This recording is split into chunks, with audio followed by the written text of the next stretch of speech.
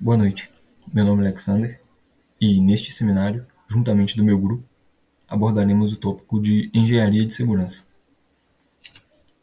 Então, para começar, o que é a engenharia de segurança? A engenharia de segurança ela é um campo essencial que garante a operação segura de sistemas. A sua importância é ainda mais evidente em setores críticos, como a aviação, a saúde, etc. A gente vai buscar entender como essa área atua para mitigar riscos e promover a segurança. Então a gente pode começar entendendo o que são sistemas críticos em segurança. Os sistemas críticos em segurança, eles são aqueles em que é essencial que a operação seja sempre segura. Isso é, o sistema nunca deve provocar danos às pessoas ou ao meio ambiente, isso independentemente de ele estar ou não em conformidade com a sua especificação. O software crítico em segurança, ele divide-se em duas classes, né? O software crítico em segurança primário e o software crítico em segurança secundário. O software crítico em segurança primário, ele é o software embarcado como controlador de um sistema. O mau funcionamento desse tipo de software ele pode provocar um mau funcionamento do hardware, resultando em lesões ao ser humano ou prejuízo ambiental. Já o software crítico em segurança secundária, esse software pode causar uma lesão indiretamente. Por exemplo, alguns sistemas de controle, como os que controlam a infraestrutura nacional crítica, tipo o fornecimento de eletricidade, telecomunicações, tratamento de esgoto, etc., eles são sistemas críticos em segurança secundária, pois a falha desses sistemas provavelmente não tem consequências imediatas aos seres humanos, mas uma interrupção prolongada dos sistemas controlados poderia levar a ferimentos ou morte. Portanto, a falha de um sistema crítico ela pode ter consequências graves. Por isso, é essencial a segurança em todas as fases do desenvolvimento. Agora, é importante destacar a diferença entre segurança e confiabilidade. Embora sejam conceitos relacionados, eles não são a mesma coisa. Um sistema confiável não é necessariamente seguro.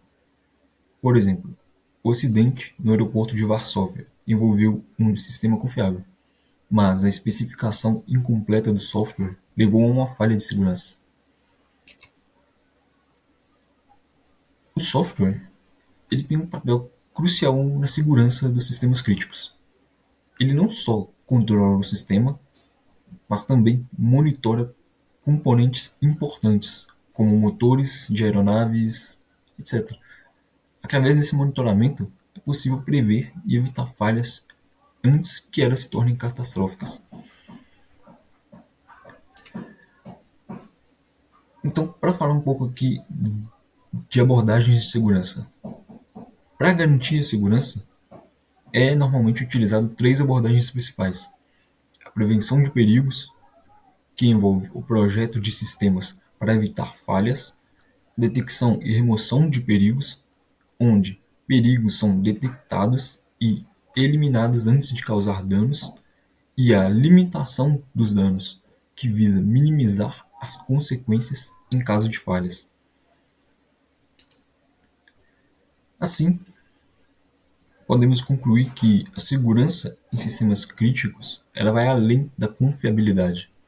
Ela exige abordagens específicas para garantir que falhas sejam evitadas ou mitigadas antes que causem danos significativos. Olá a todos que estão assistindo, meu nome é Gabriel, eu vou estar dando continuidade falando sobre requisitos de segurança. A princípio, vamos começar a apresentação falando sobre a importância dos requisitos de segurança. Bem, primeiramente, a segurança de um sistema ela não depende exclusivamente de uma boa engenharia na sua construção. O principal ponto de partida para gerar os requisitos funcionais de segurança geralmente é o conhecimento e o domínio das normas de segurança e os padrões, né? Porque, como podemos imaginar, quanto maior a experiência e o conhecimento, melhor a gente vai poder contornar, né, todas as situações de risco possível. E tudo isso vai levar cada vez a descrições melhores do que as descrições melhores do risco, né? E quanto melhor um risco descrito, melhor a gente pode ter a sua forma de mitigá-lo. Falando sobre os tipos de requisitos, ao contrário dos requisitos funcionais e normais que geralmente definem o que o sistema deve fazer, os requisitos de segurança, a princípio, eles podem ser definidos como requisitos do tipo não deve. A gente pode dizer que são requisitos que definem, né, o que seria um comportamento inaceitável para o sistema, o que nunca pode fazer, algo que seria muito crítico se ele fizesse. Bem, e esses requisitos do tipo não deve, eles não podem ser implementados diretamente, eles devem ser decompostos em requisitos funcionais de softwares mais específicos. Bem, falando assim, os requisitos de segurança, eles são basicamente para proteção e não estão diretamente relacionados com a operação normal do sistema. E um ponto importante ressaltar é que ao derivarmos esses requisitos de segurança, é preciso que nós encontremos um equilíbrio aceitável entre a segurança e a funcionalidade do sistema, como uma forma de evitar uma superproteção, o que também é um problema. Porque, bem, a gente tem que pensar que não existe vantagem nenhuma em criar um sistema muito seguro se ele não operar com um custo-benefício adequado. E aqui nós temos um exemplo que o livro nos traz, que é um exemplo sobre os requisitos do tipo não deve, onde aqui no caso nós temos o sistema não deve permitir um reverso quando uma aeronave estiver no ar. Bem, agora falando sobre a especialização baseada em riscos, a gente pode dizer que a especialização baseada em riscos ela é a abordagem geral utilizada na engenharia de requisitos de sistemas críticos, onde, nesse caso, os riscos enfrentados pelo sistema são identificados e os requisitos para evitar ou mitigar esses riscos também são. Bem, aí, para sistemas críticos em segurança, nós podemos traduzi-lo como um processo orientado para perigos identificados, onde perigo aqui a gente pode definir como um risco que não necessariamente, mas ele pode resultar em um ferimento ou até na morte de uma pessoa, seria um risco mais grave. Bem, quando nós tratamos do processo de atividades com a especificação de segurança dirigida por perigo, nós temos 4 etapas, onde a primeira etapa ela é basicamente a identificação do perigo, que é um processo que vai identificar os perigos que podem ameaçar esse sistema, e após isso esses perigos podem ser armazenados dentro de um registro de perigos. O segundo passo é a avaliação do perigo, é o processo que decide quais perigos são os piores e os mais prováveis de ocorrer. E esses perigos que são mais prováveis, eles devem ser priorizados quando os requisitos de segurança são derivados. O terceiro passo é a análise do perigo, é o processo de análise da causa raiz que identifica os eventos que podem levar até a ocorrência desse perigo. E por final nós temos o quarto passo, que é a redução do risco. É o processo que vai se basear no resultado na análise do perigo e vai levar até a identificação dos requisitos de segurança. E esses requisitos podem estar relacionados à garantia que o perigo surja ou não leve a um acidente, ou que se um acidente ocorrer, o dano associado seja minimizado. Bem, como forma de exemplificar um sistema crítico, o livro ele nos traz o exemplo de uma bomba de insulina, onde o que seria essa bomba de insulina? Ela seria um dispositivo médico que simula a operação do pâncreas. E ela teria um software que controla esse sistema e consiste em um sistema embarcado, que coleta informações do sensor e controla a bomba, né, que por sua vez fornece uma dose controlada de insulina para o usuário. Então, o problema dessa bomba é que nós temos que Se o nível de insulina é necessário, ele não depende apenas do nível de glicose do sangue, mas também do tempo desde a última injeção. A verificação irregular ela pode levar a níveis muito baixos de glicose no sangue, se tiver insulina demais, ou a níveis muito altos de açúcar no sangue, se tiver pouca insulina. Os perigos que isso pode trazer é que a glicose baixa no sangue é, a curto prazo, uma condição mais grave para quem está portando, já que pode resultar no mau funcionamento do cérebro e, em último caso, perda de consciência até a morte. E quando nós falamos a longo prazo, os níveis altos e contínuos de glicose no sangue eles podem levar a danos oculares, danos renais e problemas cardíacos para o portador. Boa noite. No terceiro tópico da apresentação, vamos explicar os processos de engenharia de segurança. E começamos com os processos de desenvolvimento. Nos sistemas críticos, seguimos processos rígidos com revisões em todas as etapas, que no caso vai garantir que as falhas sejam identificadas e corrigidas desde o início. E a documentação é fundamental para comprovar que tudo foi feito de uma forma segura, que é o que está escrito nesses dois primeiros tópicos: desenvolvimento cuidadoso e revisões detalhados em todas as etapas, e a necessidade de documentação para reguladores e processos judiciais. Seguimos com a garantia de segurança, que é um conjunto de atividades que garante que o sistema vai funcionar de uma forma segura. E dessas atividades temos análise de perigos, revisões de segurança e certificação formal. Muitas vezes, uma certificação formal é necessária para validar que o sistema atende a todos os requisitos de segurança, que é uma maneira de comprovar que isso funciona, que é o envolvimento de engenheiros de segurança para garantir a conformidade. Seguindo isso, um dos métodos formais que garante que o sistema está coerente com a sua especificação é a partir da verificação formal, que é uma outra ferramenta. Ela envolve o uso de métodos que confirma que o sistema está em conformidade com o que foi especificado. A verificação de modelos e a análise estática são técnicas que vai ajudar a gente a identificar e corrigir possíveis defeitos antes que eles possam comprometer a segurança. E seguindo da verificação formal, temos aqui a verificação de modelos, que é um método para verificar tais pontos.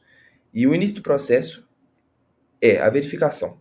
Começa com um modelo a partir dos requisitos, projeto ou programa, que resulta na construção de um modelo, onde desenvolve um modelo estendido, que representa o comportamento do sistema. E, em paralelo, temos que a especificação de propriedade, que é a especificação desejada no sistema, que inclui o que deve ou não se deve fazer. Por exemplo, não pode ocorrer uma falha catastrófica, isso entra no que se deve ou não deve fazer. Após tudo isso, temos a verificação, que é o verificador de modelo, que usa tanto o modelo quanto as propriedades especificadas para avaliar o sistema.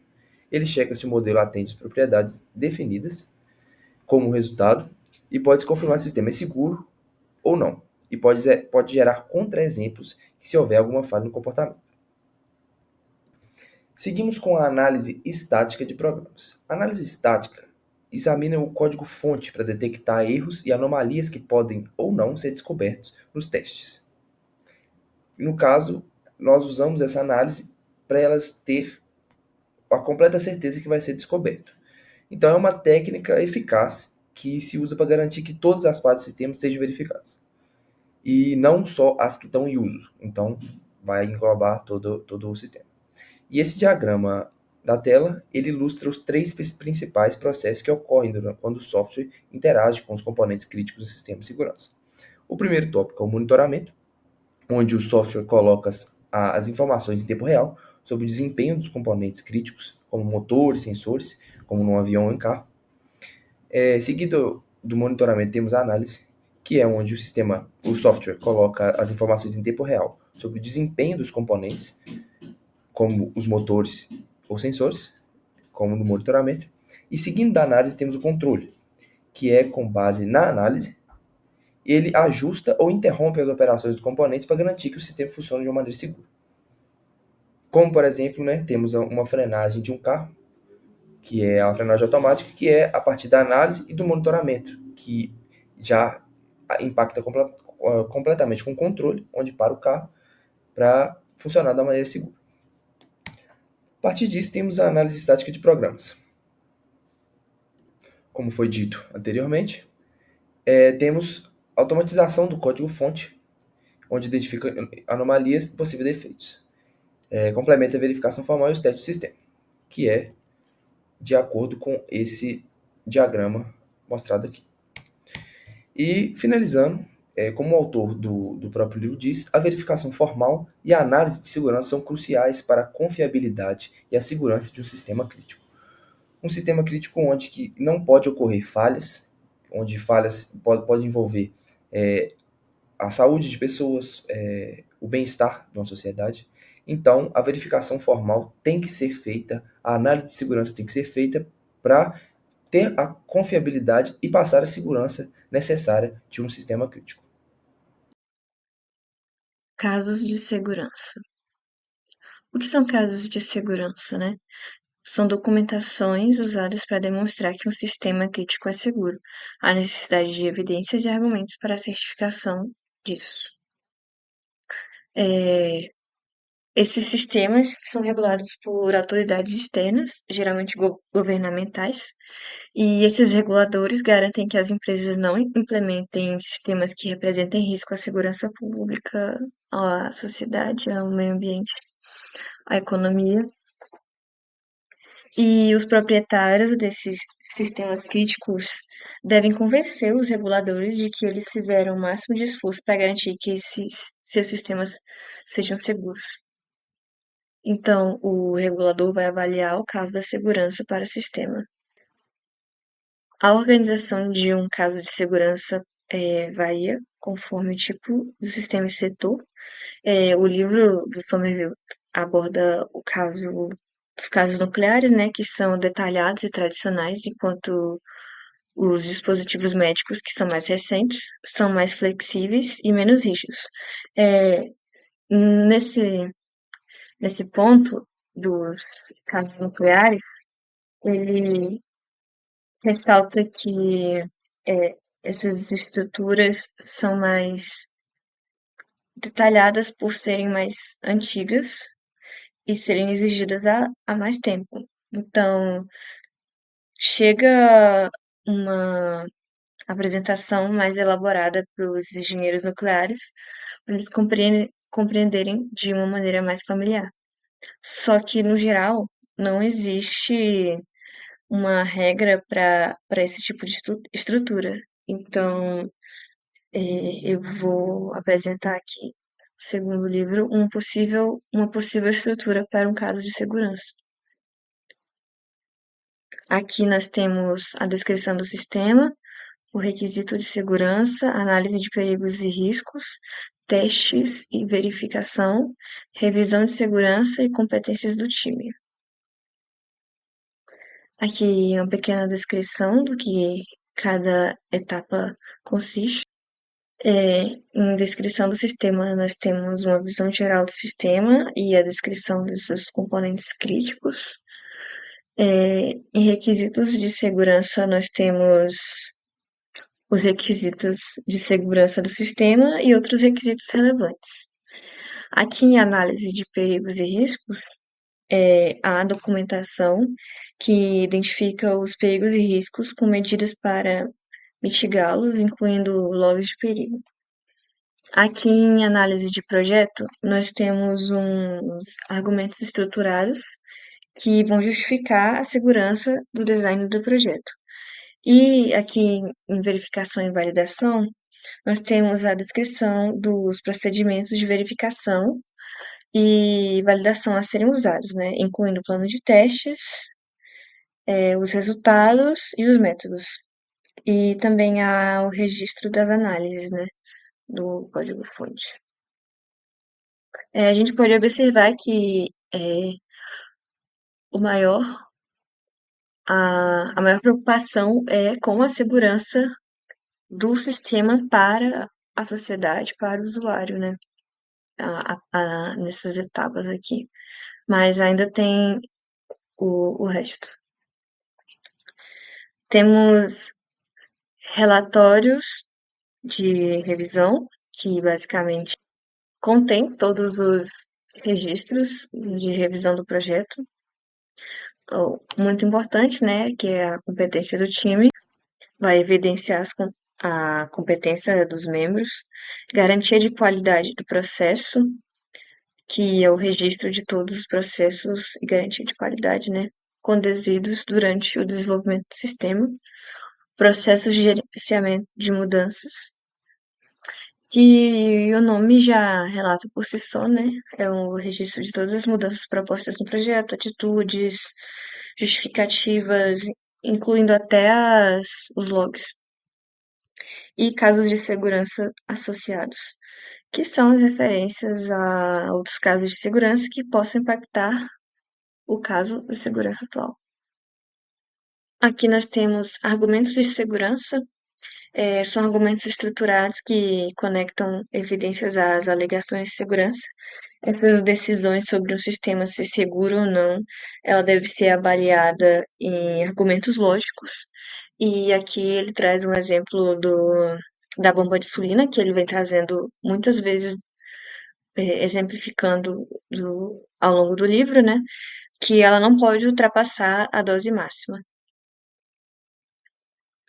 Aqui nós temos as evidências e a alegação e o argumento que faz a conexão delas. A alegação é uma afirmação sobre a segurança e o argumento ele explica a dependência desse sistema das evidências, né? Aqui nós podemos ver. Evidência apoia, argumento faz a justificativa. As etapas para criar um argumento são: primeiro, assumir que um estado não seguro pode ocorrer. Segundo, definir esse estado como um predicado lógico. Terceiro, analisar o sistema para mostrar que os caminhos para esse estado contradizem o predicado de não segurança. Quarto, repetir o processo para todos os perigos, provando a segurança do sistema. Aqui vale ressaltar que um argumento de segurança não é necessário provar que o programa funcione conforme o que era pretendido, mas mostrar que só é necessário que o programa não resulte em um estado potencialmente perigoso. Então, aqui não é necessário considerar todos os estados do programa, porque é possível concentrar apenas nos estados que poderiam levar a um perigo.